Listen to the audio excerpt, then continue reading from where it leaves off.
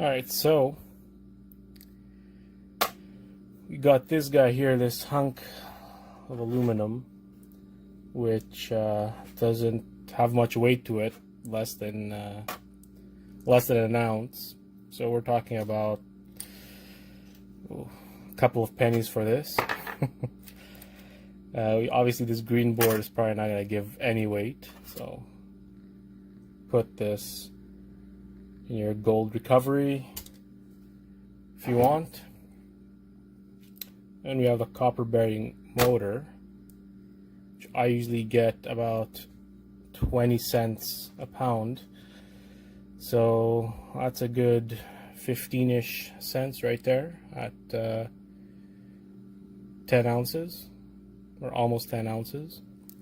So we're up to like 12 or so cents.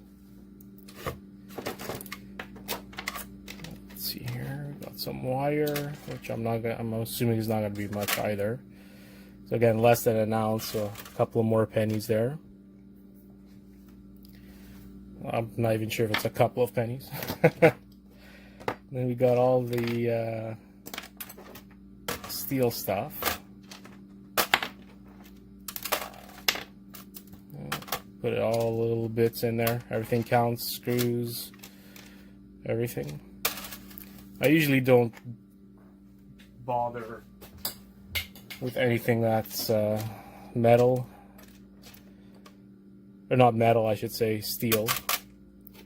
I don't have the space to like hold on to it, so I just pass it on to the next scrapper. So we got about 3 ounces there. So a really good estimate would be about, oh, we forgot this. There you go, we got to a pound, so that's about 10 cents of steel. So we're talking about 30 cents worth of scrap here, but it was fun seeing the insides of a drill. So this stuff here, I'm gonna keep it for my fellow scrappers that come by here once in a while.